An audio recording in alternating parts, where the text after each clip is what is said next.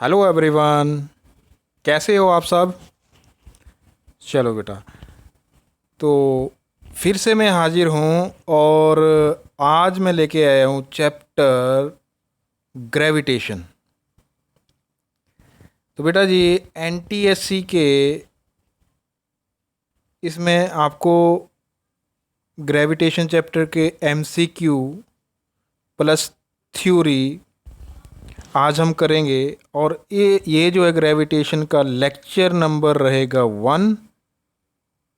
और इसमें पढ़ेंगे हम ग्रेविटी के बारे में, ग्रेविटेशन के बारे में and Newton law of gravitation और इनसे रिलेटेड एमसीक्यूज। इससे पहले मैं तकरीबन 6 लेक्चर जो है एनटीएससी के रिगार्डिंग डाल चुका हूँ, अपलोड कर चुका हूँ। तो वो लेक्चर देखने के लिए आप प्लीज़ इस चैनल को सब्सक्राइब ज़रूर करें, लाइक करें।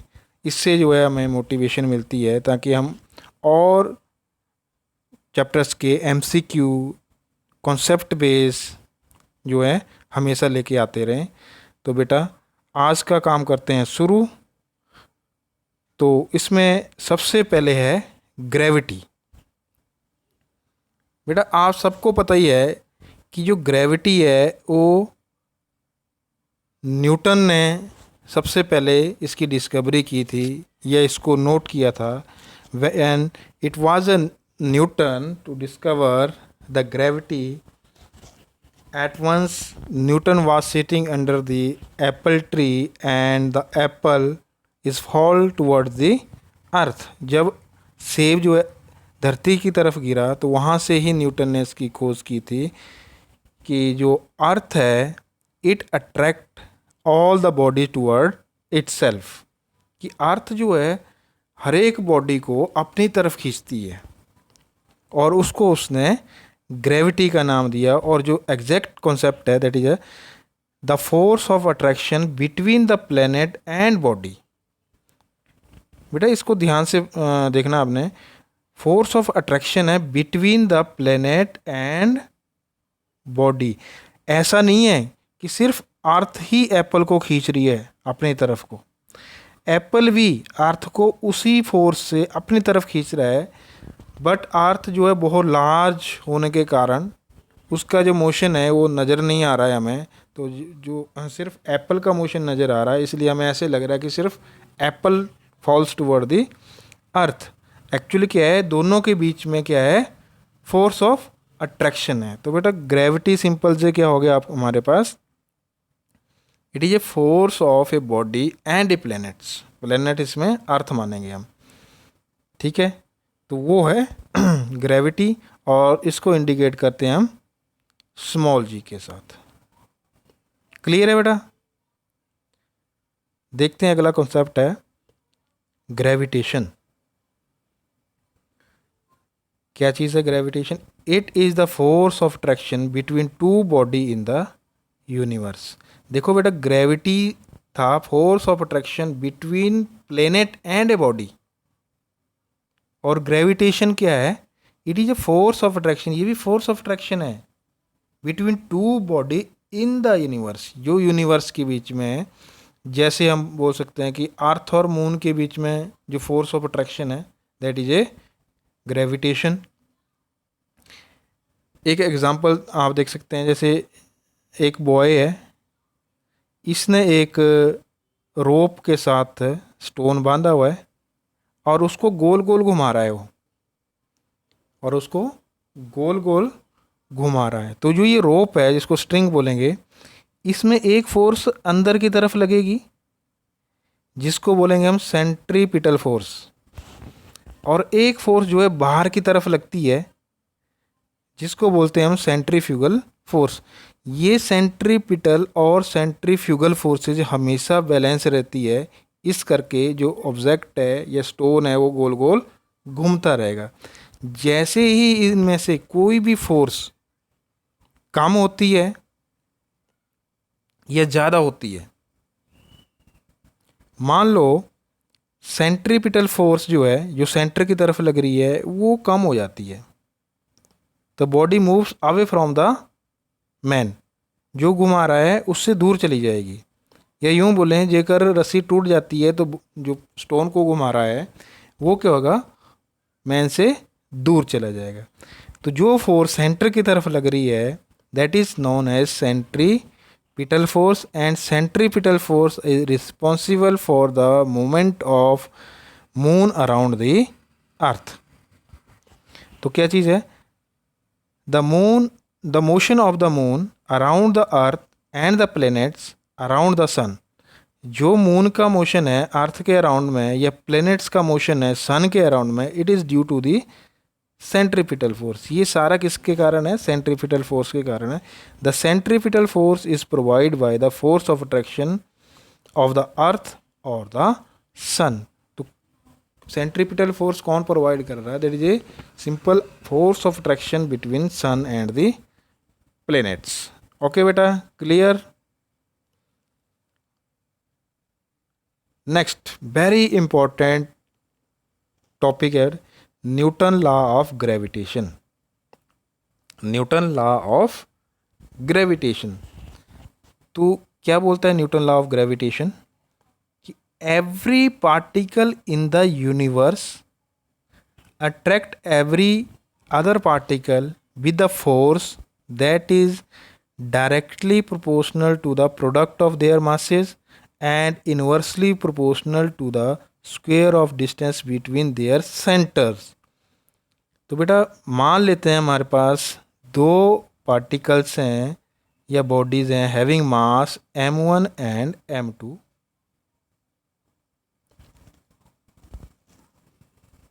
F1 and F2 is the force of attraction between these two bodies and they are separated by a distance that is r।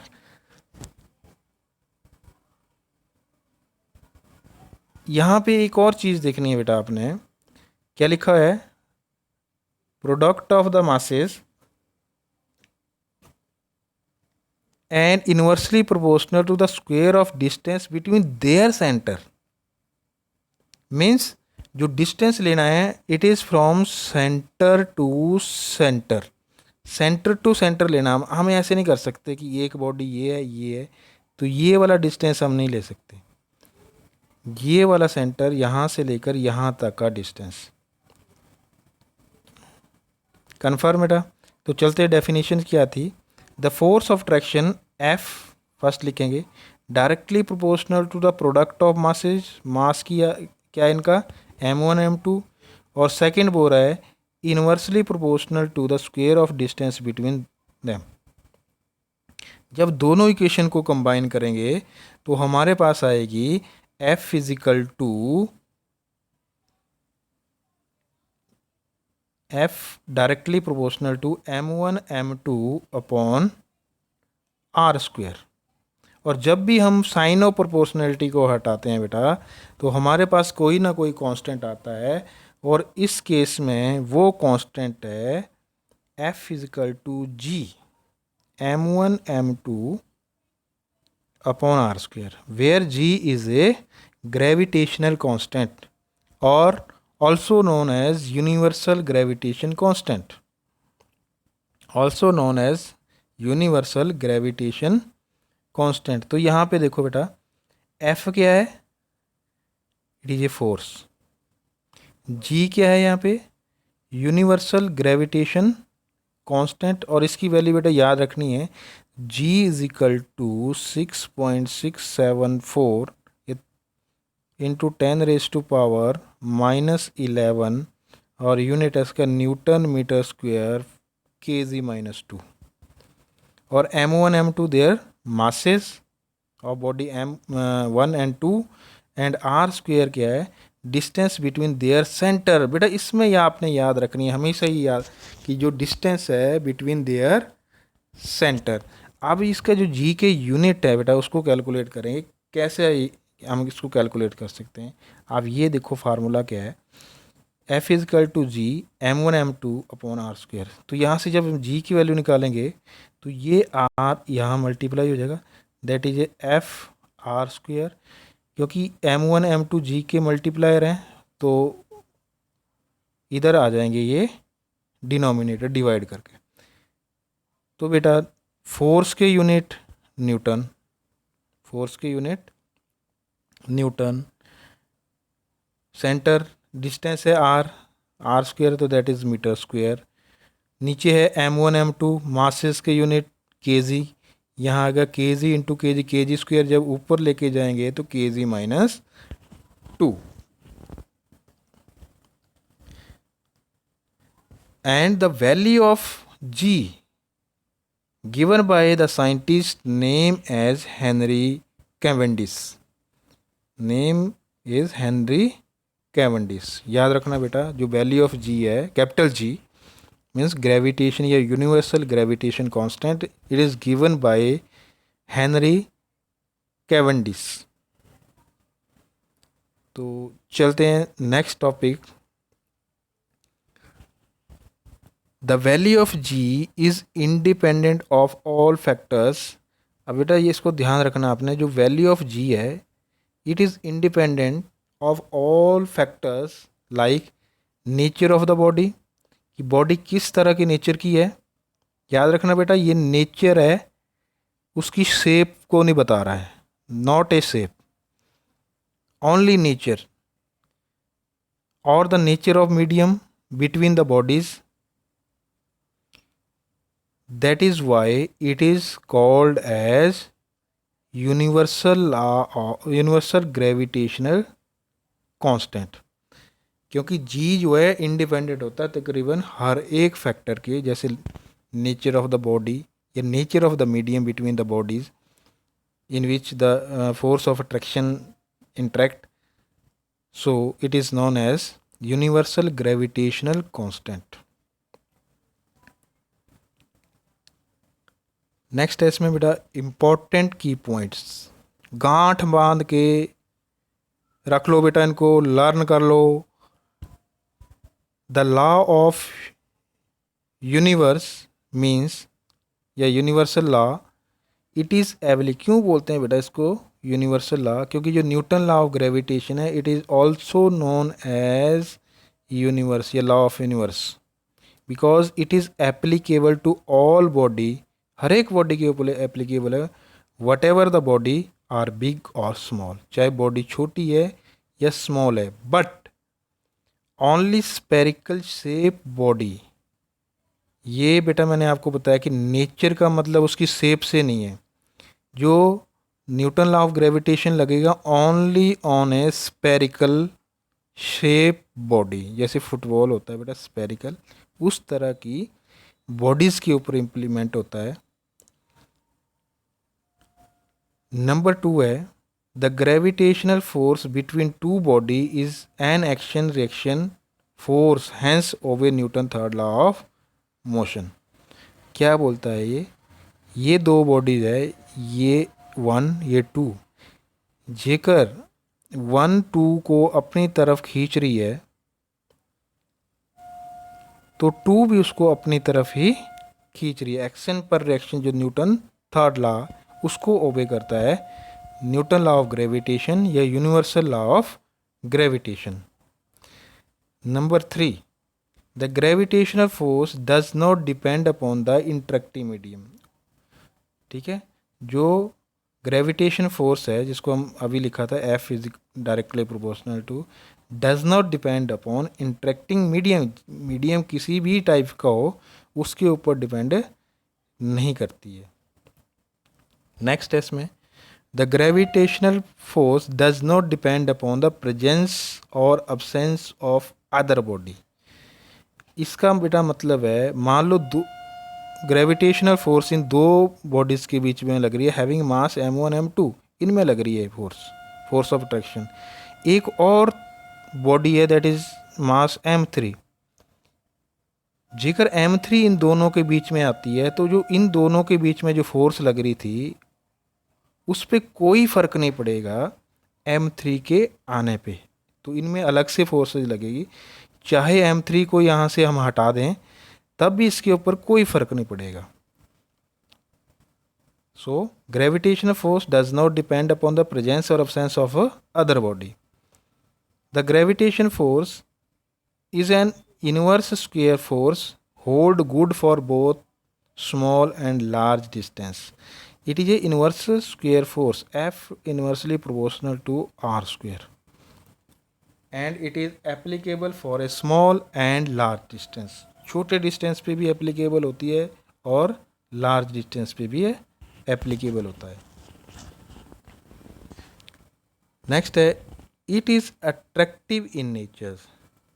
जो ये फोर्स है gravitational force, it is attractive in nature. It attract body toward itself. It is central force. अभी मैंने बताया कि जो distance है it is measure from centre to centre, centre to centre, so it is central force. It act along the line joining the center of the two bodies. Clear. Last point है बेटा इसमें, the gravitational force is a exchange force. बेटा learn कर लो इन सभी points के, क्योंकि इन्हीं के ऊपर आपके एमसीक्यू मैक्सिमम बनेंगे इन 3 टॉपिक्स के ऊपर. तो gravitational force is a exchange force. तो बढ़ते हैं अगले टॉपिक की तरफ, that is the application of Newton law of gravitations. Where we apply the Newton law of gravitation. तो फर्स्ट है it can be use to estimate the mass of earth by using the expression. हम इससे mass of earth निकाल सकते हैं, estimate mass of the earth by using the expression J small g is equal to capital G M E upon R square. ये इसकी expression हम अगले topic में पढ़ेंगे.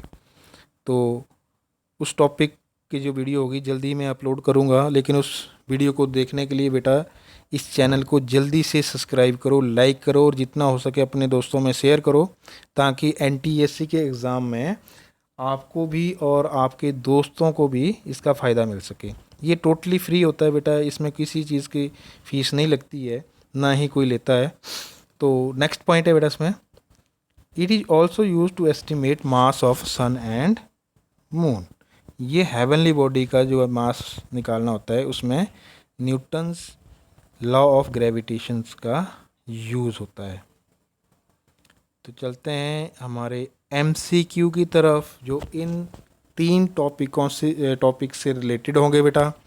तो फर्स्ट है Newton law of gravitation is valid. सबसे पहले बेटा एमसीक्यू जब भी आपने अटैम्प्ट करना है उसके चारों ऑप्शंस को पहले रीड करो. ऐसा ना हो कि आप पहले ऑप्शन को रीड कर रहे हैं, आपको लग रहा है यही आंसर है और आप उसको टिक कर रहे हैं, लेकिन बाद में जब घर आके आप देखते हो तो ये तो आंसर कोई और होता है.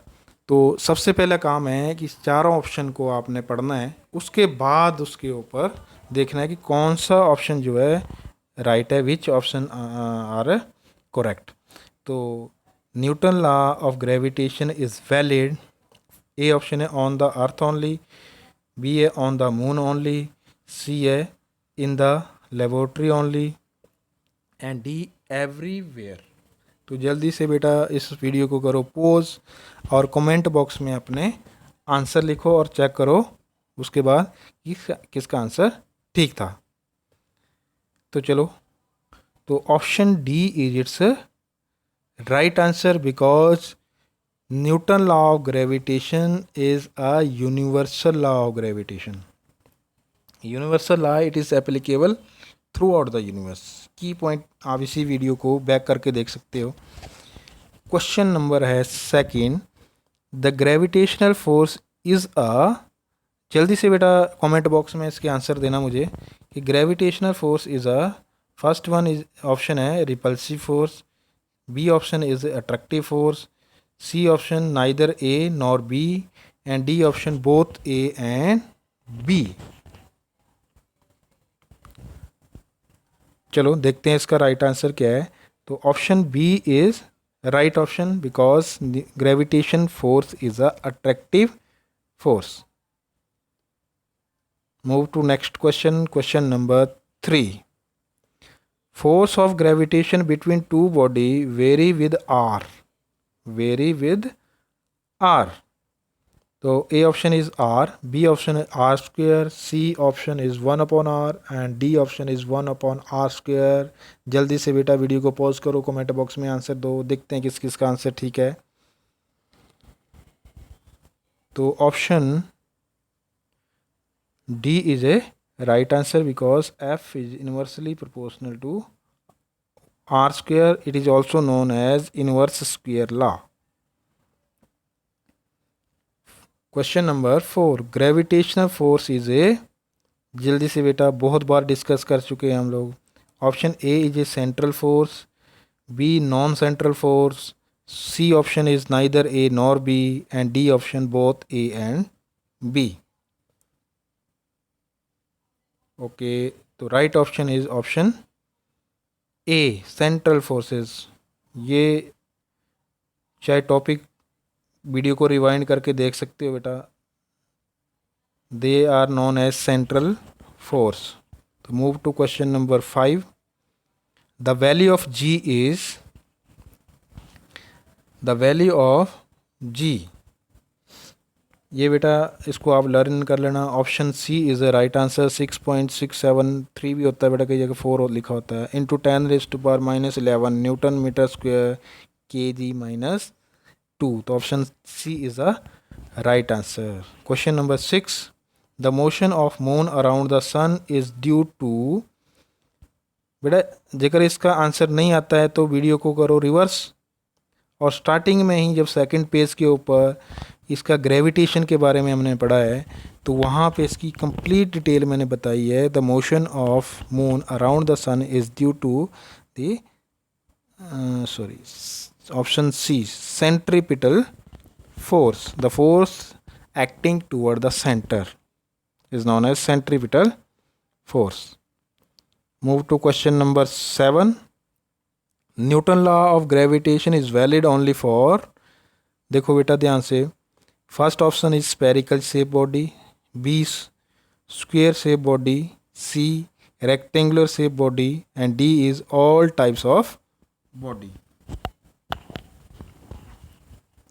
तो right answer is it is applicable only for spherical shape body, क्योंकि जब भी आपने देखा होगा हमने बॉडी जो है यही आकार के लिए कभी भी ऐसे नहीं ले रखी है कि ये 2 bodies m1 m2 having mass, ये वाला नहीं होता, क्योंकि Newton law of gravitation applicable only for a spherical shape body.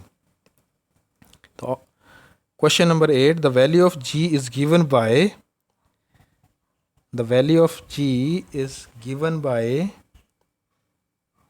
जल्दी से बेटा आंसर दो इसके। Okay, option C is a right answer, Henry Cavendish. तो move to question number 9, gravitational force is, जल्दी से बेटा कोशिश करो आंसर देने की। Gravitational force is a exchange force. Before MCQ, जब हम MCQ करने से पहले हमने इसमें लास्ट पॉइंट पढ़ा है, that is a gravitational force is a exchange force.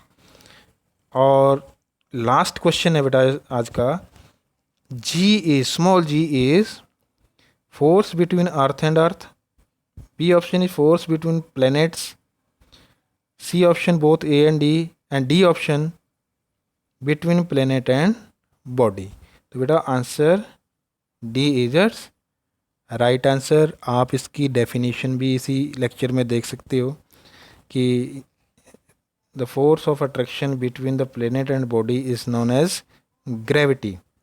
तो बेटा ये था आज का लेक्चर। अगले लेक्चर में हम पढ़ेंगे free fall and acceleration due to gravity at the surface of earth, value of acceleration due to gravity on the surface of earth, and motion of object under the influence of gravitational force and mass and weight को लेकर जो इसका lecture number 2 होगा उसको मैं जल्दी ही upload करूँगा। लेकिन वो लेक्चर देखने के लिए बेटा जल्दी से इस चैनल को सब्सक्राइब करो, लाइक करो, शेयर करो, क्योंकि टोटली ही फ्री है बेटा। तभी आपकी जो NTSC की तैयारी है वो कंप्लीट हो पाएगी। तब तक बेटा बाय।